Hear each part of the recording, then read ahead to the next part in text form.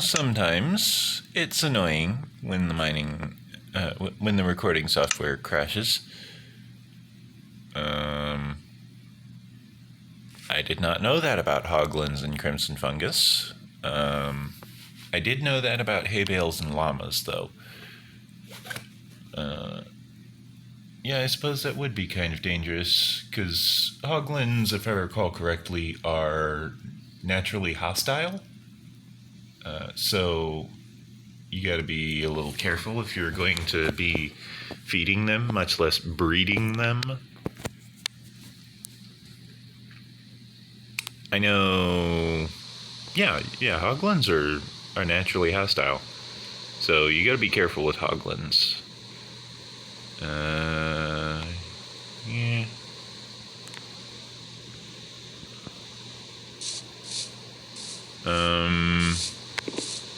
I do not see where that Enderman wandered off to, which is unfortunate. How's the kelp coming along? Decent. Definitely above auto harvest levels.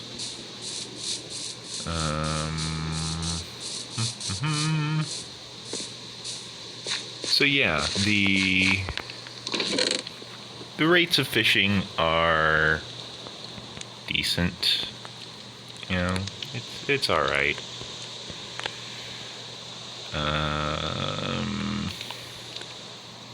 Got leather boots.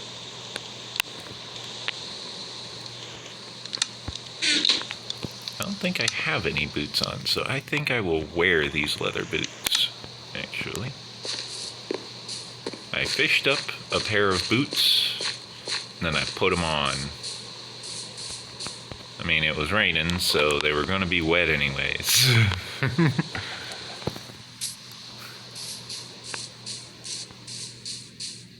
There we go. Everything's all nice and dried out. Except for that Enderman. Hopefully they're drowning.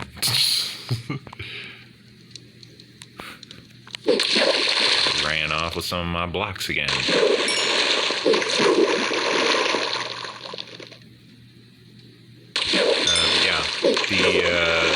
The various aspects of Final Fantasy XI can definitely be discussed at length over a span of days, if not weeks, simply because there is such a vast quantity of content. I can tell you this: if you want to make easy money in Final Fantasy XI, like real easy money, not to be confused with just, fast money, but a good sturdy supply of income, then what you want to do is you want to kill bees, because you want to harvest their poison stingers so that you can sell the giant poison stingers at the auction house, and people will pay a lot of money for those poison stingers, like a lot of money. People will pay obscene amounts for poison stingers, because poison stingers are amazing for antidotes. I think one poison stinger is worth, like, when I last checked, it was worth like $12.50 per poison stinger, mind you. And you needed 2 of them in order for the synthesis, the crafting. That's what they called it. They called it synthesis. So you would do this synthesis using these crystals that you got from applying your city's banner, basically, to your kill streaks. So the more experience you gain in an area, the larger value your city would have in that region. If you wanted your city to, for example, take over Valkurm Dunes, and you were from the city of Sandaria, for example, that's where I started, was Sandaria, you would find a bunch of people who are from Sandaria, and you would team up with them at level 10, or you would level sync down to level 10, and you would go to Valkurm Dunes, and you would just start killing everything. that you could as you leveled up your characters through, the standard methods of fighting in Valkurm Dunes. First, you go through the cave, you fight some goblins on the far side of the cave, specifically the Bedrock side of the cave, not the Sandaria side of the cave. But of course, to get to Valkurm Dunes, first you gotta cross the Lathine Plateau, and Lathine Plateau is a mess if you're level 10, because everything wants to kill you. You have to dodge pretty much everything as you follow the road all the way south. There's a shortcut you can take, but of course that shortcut is blocked off by just a mess of angry monsters. There's like 3 to 5 groups of monsters that can aggro you, that spawns in that area, that could potentially just entirely ruin your attempt at taking a shortcut. The shortcut would save you roughly 15 minutes of travel time if you're on foot, maybe 5 minutes if you're on a chocobo. But if you're on a chocobo, like, you're already beyond level 20, because you have to get past level 20 in order to get a chocobo, or at least get to level 20. And then you have to get your chocobo license, which requires checking back 7 times, or 8 times, was it? You have to check back like 7 to 10 times on this chocobo in the city of Juno once you're level 20, and then you have to you have to check on it every in-game day. Well, each in-game day takes like an hour, so you're checking on this thing for like 8 hours or 10 hours or something, and then you finally get your license, and it's like, okay, it's finally all better. It really likes you. You seemed very good with it. Here, have a chocobo license. Now you can, rent a chocobo from any of the places that sell chocobos. Chocobos will, of course, return to their stable after they're done. So you don't really got to worry about it too much. You just rent them, take them to where you need to go, and then let them, run on back. There's some places they won't insure. The basics. It's really not that difficult. The difficult part is getting to Juno, because Juno is actually where you would normally go without any expansions, and I mean any expansions, if you were level 75. Or no, actually, if you were level 50. When you first hit your level cap, you're supposed to be reaching Juno. However, most people end up in Juno these days at level 20. This much I still know is true, despite the fact that I have not played the game in almost a decade now. It's hard to believe that the game really is that old, but yeah, it really is that old. But yeah, the majority of the players will be reaching level 20 and then heading to Juno so that they can get their chocobo license, so that they don't have to walk everywhere, because walking everywhere is such a pain. Is so difficult. You're dodging everything, and I mean that quite literally sometimes, because everything wants to kill you in most locations. So you're sitting there, for example, trying to get to Kazam, trying to get to the jungle outpost in Kazam to meet your party before the party ends up going to the nearby location where they camp to grind up experience until they hit level 25. And I know what you're thinking. 20 to 25? Really? You're talking about level 20 to 25. You're doing it for 5 levels?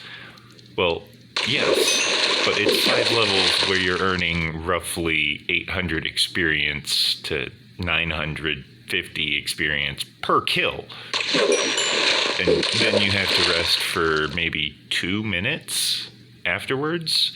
So you have a really intense battle for like 3 to 5 minutes, rest for about 2.5 minutes afterwards, maybe 5 minutes. So let's say 10 minutes per kill.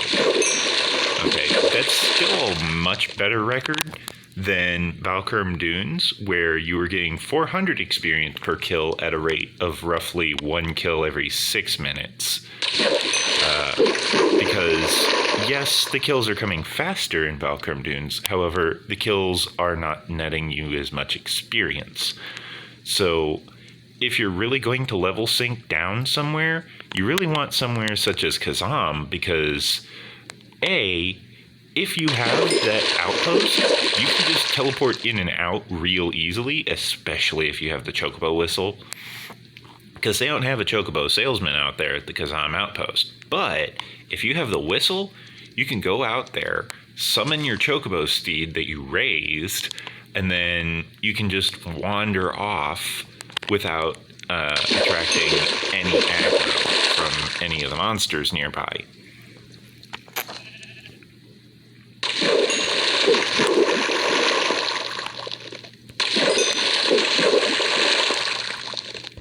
The benefit of that is, of course, that as you level up, you're going to find that your skills become a lot more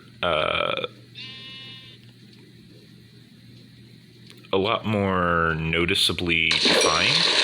You're going to find that you're able to perform better at navigation, at exploration, at remembering where you are. If you really want to get good at mapping out a place in Final Fantasy XI, my suggestion is to get lost, specifically.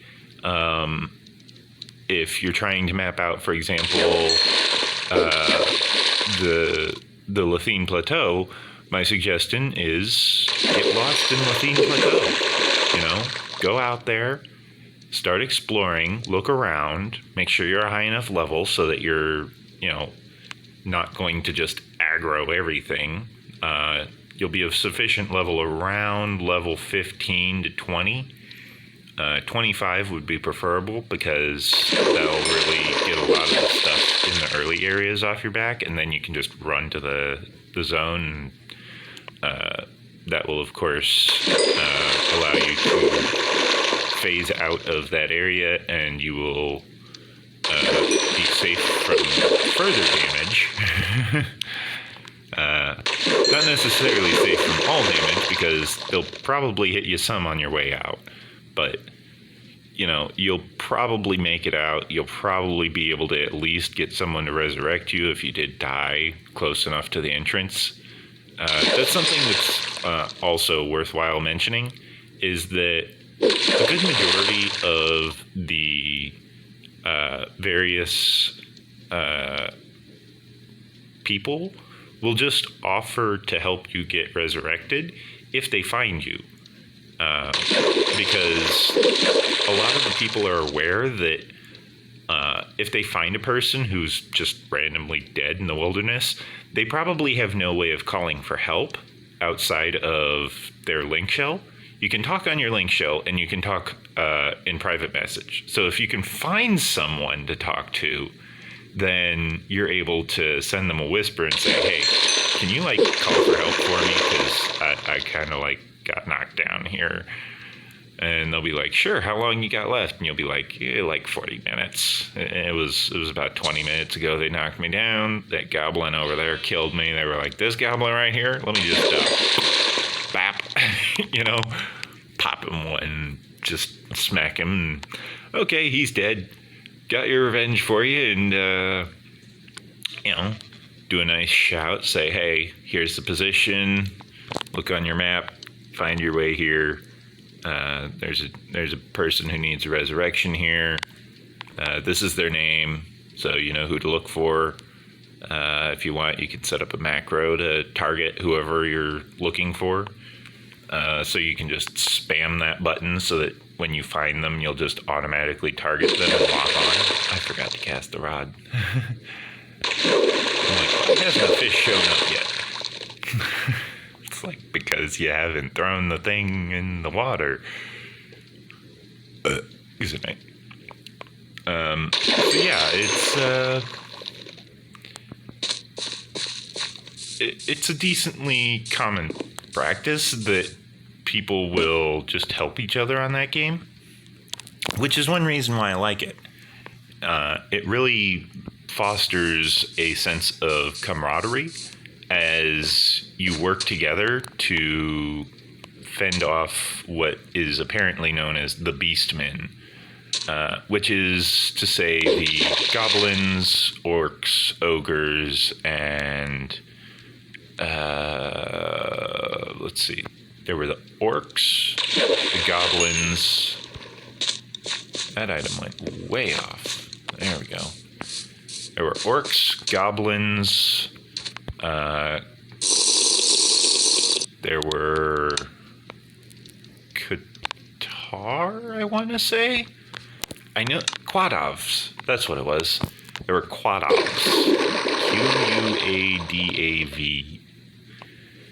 Quadav.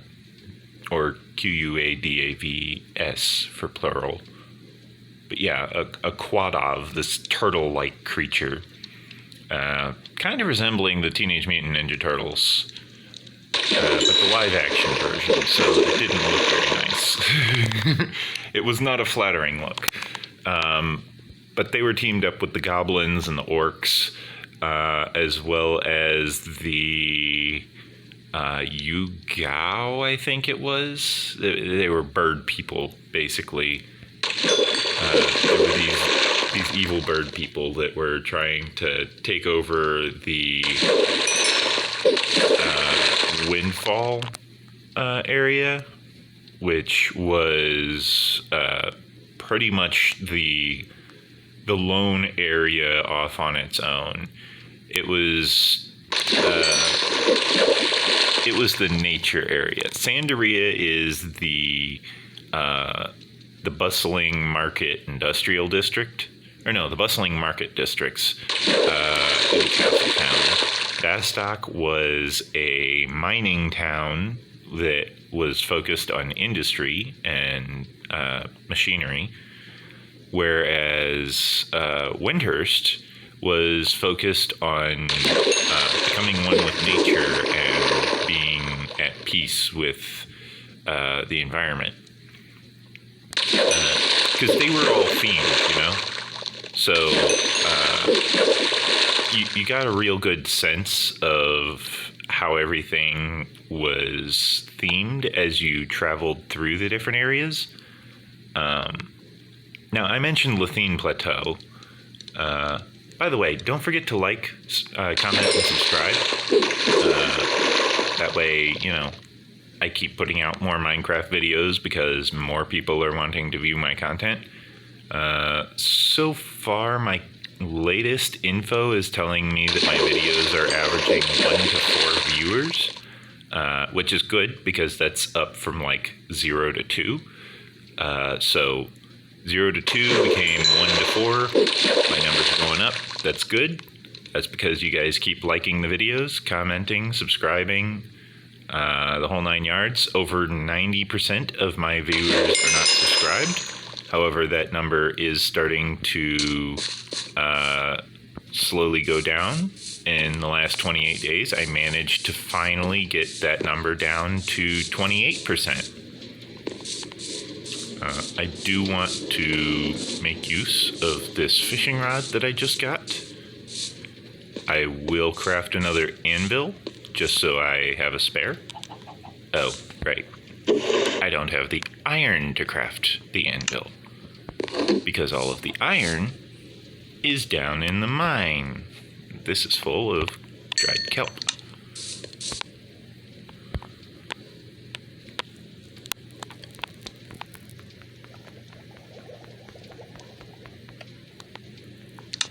Okay, so I will store that dried kelp block. I'll retrieve that dried kelp, deposit that dried kelp, hop down here to retrieve my iron because I need to go and build an anvil, because I need to replace the anvil that I have down here. As easily demonstrated by the fact that it is so heavily cracked up and damaged. Okay, so that one's 7, that one's 9. Unbreaking 3, Lure 3. Curse of Vanishing. Iron. I need iron. Why do I need iron? Because I need to craft an anvil. I can craft 4 of them, in fact. Which is not very many. I also need to store any spare dried kelp block. So I put that in there. I will put these in here as well.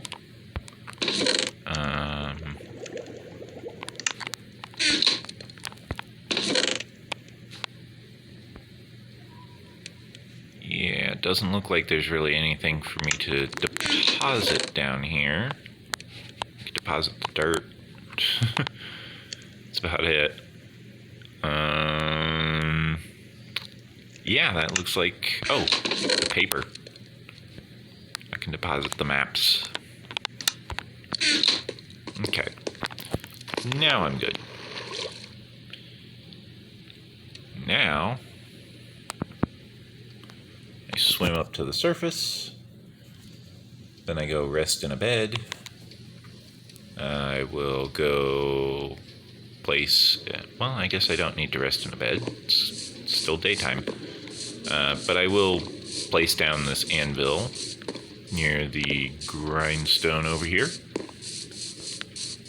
The great thing about the grindstone being that I'm able to remove any enchantments that I don't want, which then means I'm able to selectively piece together whatever kind of fishing rod I'm looking for. For example, if I wanted to, I could get rid of the Curse of Breaking from the fishing rod simply by finding a different fishing rod that doesn't have Curse of Breaking, or Curse of Vanishing it is. Yeah, Curse of Vanishing, sorry. The Curse of Vanishing simply means, you know, when you die, the item poofs.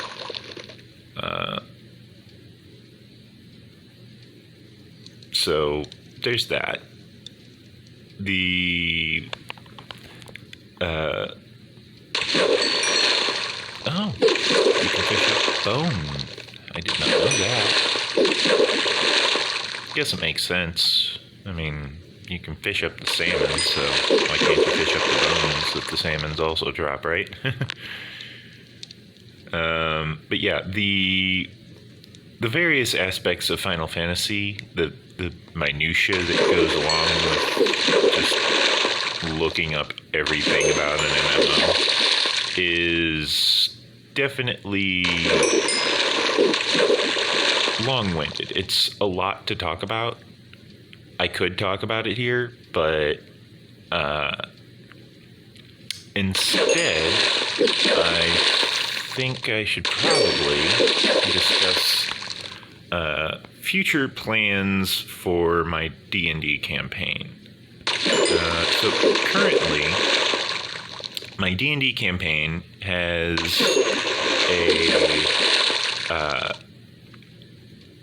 a evolved succubus, a succubus queen, as it were. Which, if you look it up in mythology, there is a distinct difference between a succubus and a succubus queen. I'm not sure if earlier editions had a succubus queen. I don't think they did. But there is specifically a distinct difference between just a succubus and a succubus queen. A succubus is your standard average succubus, you know, sexy to the max type of situation. That's fine. You know, it's fine having a succubus like that. Sometimes a campaign needs one of those, sometimes it doesn't. Same for an incubus, which is just a male succubus, basically. They're pretty much synonymous with each other.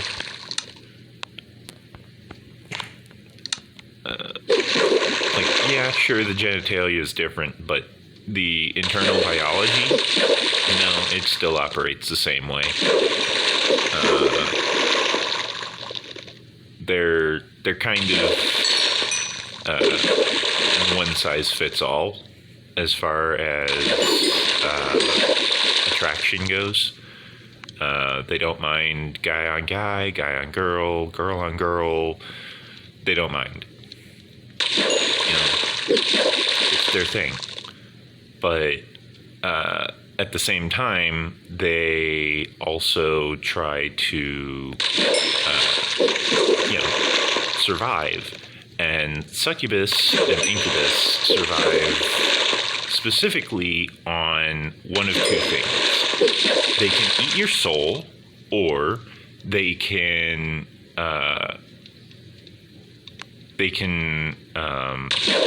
survive on the essence of lust, the essence of desire specifically,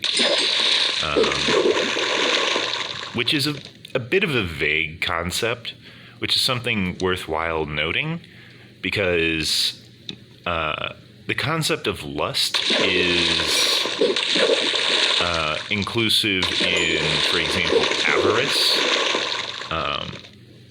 where you desire money. Okay, see, I just got Mending with Curse of Vanishing, so I can upgrade my Curse of Vanishing fishing rod easy. And then suddenly I won't need to repair it, spending 23 levels, good lord. Instead, I can just use my experience to keep this thing fully repaired, which is the same experience I'm getting from fishing. Every time I fish something up, I have a chance of getting Mending. On top of that, my fishing rod has Mending.